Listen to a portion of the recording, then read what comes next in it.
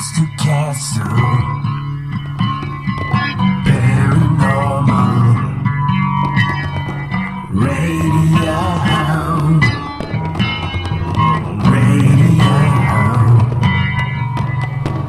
Monster Castle, paranormal, digital radio, KTLK. Fringe FM. All right, here we go. All right, here we go. So you are an advocate for the flat Earth conspiracy? Is that what you say? I am a non-globularist, sir. I am convinced this Earth is not a spinning globe floating in an infinite void being pulled around by a blob of burning gas. That is 100% what I'm convinced of. Now, the rest of it right on. They're working out. I do know it from what I've observed, from observations I and people across the plane have made. And you are a pilot, right? I am not, but in my group we have 3, and they are very, very well versed in the question I asked Jeff earlier about the that I asked poorly of Jeff earlier about the gyroscopes. As I said, we've got physicists, we've got pilots, we've got mathematicians, we've got average guys. I don't call myself an astronomer by any means, but I have been looking at the sky and studying astronomy my whole life. Right on. I've taken all the hard science classes. I was actually a molecular biology major, but it just never worked out for me to do the space program. So here I am now, 30 odd years later, saying that I'm kind of glad I didn't get into it, because maybe I wouldn't have found out some of these things I found out over this last year. And it's not like I think that everyone at NASA knows the truth, or everyone is in on a conspiracy. Most people are there making a check, trying to get through their life, just like every one of us has jobs and bills and a wife and kids. And circumstances, and if they do see something, makes them question something. Are they going to risk their pension? Are they going to risk their social standing? I mean, I've lost friends. I have a friend of 20. All right, let me ask you this. Okay, WikiLeaks, right? All the Podesta emails that just came out. Do you understand? You know what I'm talking about? Yes, I do. All right, so I cannot remember the fucking astronaut's name. I think he says he's the 5th man on the moon. There was a leak from the WikiLeaks from the Podesta emails where the 5th man on the moon was emailing Podesta where he wanted to talk to him about friendly, ETIs is what he called them. Right. And they wanted to talk about 0-point energy. I mean, does that not fucking debunk your theory, though? Well, okay. I was kind of leading into this a little earlier and we got sidetracked. A theory that I've come across is that there is an infinite universe, without a doubt. But this infinite universe is land. That there are exits at the poles, north, south, east, and west, that you can get out of this area that we are, quote-unquote, contained in this ice ring called Antarctica. Yes, I've seen the fucking things where it's like ice walls, 8-mile walls of ice around everything. Is that what you're talking Admiral about? Byrd, right? Admiral Byrd. He found an area at least the size of America. Admiral Byrd is the one who flew into the center of the Earth, right? Allegedly, he did. Yes. Yes, I know who Admiral. And, 8 miles down, that's a lot of area to cover. I mean, it could go into some caverns and some places that he could definitely explore. Now, I've had that question too. How does Hollow Earth fit into flat Earth? I was going to ask that. I can go. I actually come from quite an extensive ET background. I did a lot of research in the 80s and 90s, met quite a few people in the field. Man, we respect you. Lloyd Pye was a close friend. I got to actually observe and handle the Star Child skull up close quite a number of times with him. So I'm well versed in that field. The Hollow Earth theory has a lot of weight behind it in the studying I have done over the years.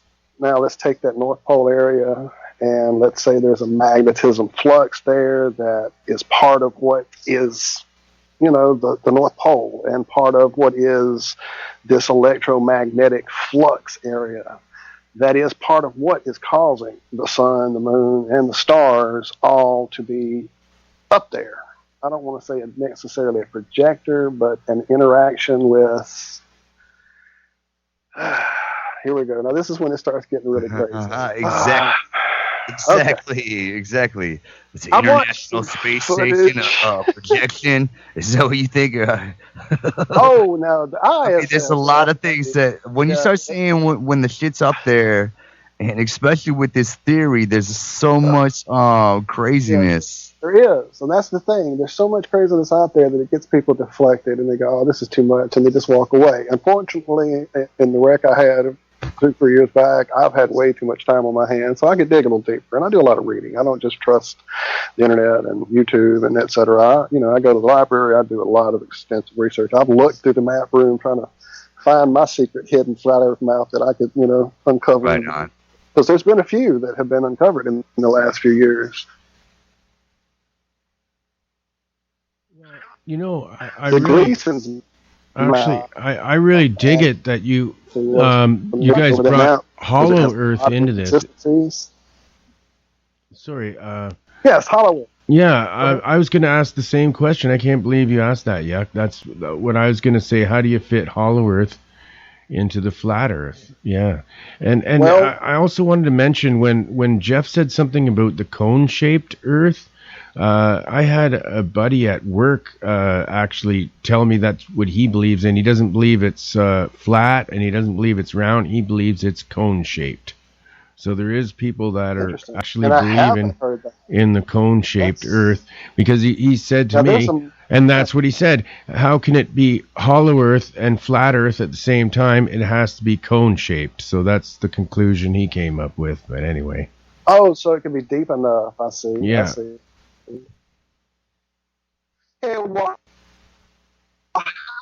we had Nero's mythology. It wasn't like they went hundreds of miles in there. They got in a few miles, met some civilizations, and was like, "Wow, freak out! Let's meet these people and hang out." It's not like they went for hundreds and hundreds of miles deep. They may have went hundreds and hundreds of miles.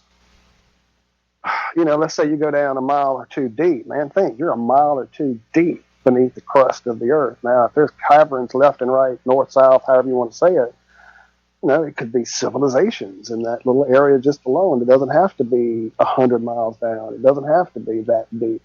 Like I said, I know looking into the drilling and the geology, all we've done is 8 miles drilling-wise with our toughest drill bit, and that's as deep as you can. So I don't discount Hollow Earth at all. I do think there's lots more going on at the North Pole than we can even conceive of. I think it has a lot to do with the sun and the moon. I don't even believe the whole thing. A lot of people in the flat Earth think the sun is 32 miles up, and I don't believe that. I've watched the sun do too many different crazy things in the sky to believe it's that close. I don't think it's 92 million miles away, but I don't think it's 32 miles up either. I was like, so. Well, I've got a lot of footage. I'm working on. I have a channel. It's my channel is Flat Earth Head Prods, short for production. Flat Earth Head Prods on YouTube. But I also have a group that we all do a Flat Earth show. But we talk about a lot of topics. We talk about some of the paranormal things. We talk about some of the control system. All right. I have it's havenosphere.com. It's us. Havenosphere. My bad, man. My bad. That's cool. Just wanted to get it in. I'm not sure how much time we have left. No doubt, man. I didn't mean to talk over your plugs, brother. You're all good, my friend. All good. You know how it is. Okay. Yeah. No, ask that question. Ask it. But ask that question, yes. All right. So, do you get angry when people disagree with you? I get frustrated by being called moron. I get aggravated when people tell me I shouldn't reproduce. Obviously everybody's going to get pissed off if they're talking like that. Well, I'm just saying, it's all too regular because, all I'm doing is questioning things, which I've done my whole life. That's what led me into ET research. That's what led me into meeting Lord Pi. That's what led me into all the things I've discovered in my life, the ghost hunting I've done. I mean, like I said earlier, we were talking about ghosts and got way sidetracked with Flat Earth. Not okay. My plan. I want to get back on that. Walt, if you don't mind, I got one question for you, and Sure. that is, since we only have about 15 minutes left, the first thing was, have you ever seen any ghosts or UFOs or any sightings of your own? Or even Bigfoot or anything, lake monster, anything. No lake monsters. I saw something as a young kid in a small town I lived in. We had sightings. It was regularly sighted there in the area, actually. Many farmers were regularly startled by this beast. You know, the classic, Sasquatch, Yeti, whatever, Whoa. The ones that with evolution that's what we would be, a Sasquatch, if something got intervened. Now, I've gotten way past that theory, but we'll get on that another show. That'd be another 2 hours. Anyway, but yeah, I've had some sightings of UFOs. Ghosts were a regular occurrence growing up with my family. I guess just being that, I guess some families are more connected in that way. You know, it tends to run generational. My grandmother always had visits from relatives that died the night they died or the day they died, and no one knew about it until the next day when they got the phone call, but she woke up about it. My bad, man. I'm sorry to interrupt you, but my grandma had a stroke, right? And after the stroke, she started keeping a diary, and we found it after she passed away, and it was like, I've been seeing visions of people, and they're all teaching me how to swear. I never knew what fuck was. Awesome. Cocksucker. I never knew what a cocksucker she was. She had naughty ghosts hanging out around her. That's crazy. That's awesome. Dude, I'm telling the truth, man. Me and my older sister found come that on. shit. Are you seriously? I swear to God, man, I'll bring my mom on the corner. Okay. She'll tell you. We found her fucking diary. She didn't know what a cocksucker was. All right. Oh, that's enough of that language. Some of our listeners don't like that, so I'll let it go because you're talking about your grandma this time. When we go on your show, we can swear like crazy. Oh, man, I love her, man. Yeah, I know that. No doubt, man. I've had a rebroadcast. Now I'm mixed. No, it's okay. It's okay. I'll let that go because your grandmother said that. If you really and you're serious about that? Yes, I'm dead serious, wow, dude. That's crazy, man. and you found. I'd like to see. I would like to see. If you could send me a picture of that notebook.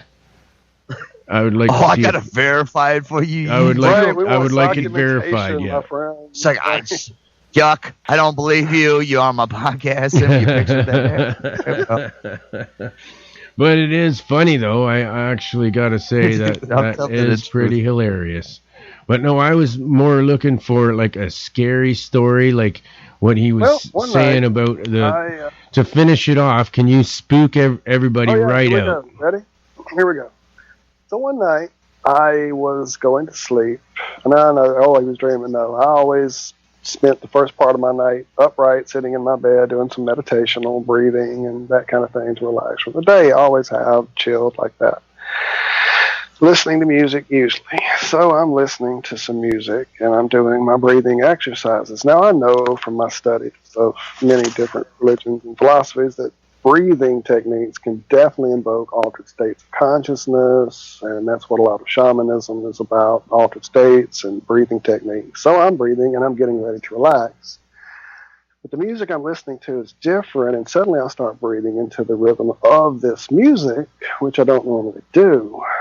And suddenly, in the room, which is like straight out my bedroom door, I start seeing what I think are these lights in the living room moving around. And all I can think is, this is weird. At that time, I was working nights as a blackjack dealer at a casino, so I slept days and had tinfoil on my windows, but they were tiny little pinholes. And all I could think from the way these lights were moving in the living room was that there was some kind of like a bus outside with a yellow light, or a dump truck, a trash truck with a yellow emergency light, something with a yellow light spinning, because that's kind of what it was like. But the more I looked, the more I realized it wasn't light moving around in the living room area. It was darkness moving around through the dim light of the just ambiance of the room. And it made me, like I'm getting chills telling you this right now, it really made me freak out because as I noticed the darkness moving around the living room, I could feel the darkness noticing me. That's the only way I can explain it. And suddenly the shape stood up next to my bed. And as I say, it was pure, just darkness standing next to me. Like a void or like dark smokiness or just something not there. But it was an entity. And it was in the room with me. There's no doubt. Because I touched my wife. And instead of waking her up, I decided the better thing to do would be just to work on the other things I knew to do and try to get this thing out of the room before it got her involved in whatever. Because I could feel the malevolence and the menacing, like, because it was like when I noticed it, that's when it was like I shouldn't have noticed it. Because when I noticed it, it came and let me know that it knew I had noticed it. So Yuck, how would you get rid of something like that? How would you get rid of something like that, Yuck? Fuck, I don't know, man. Shit. I use salt. I use How would I get rid of it?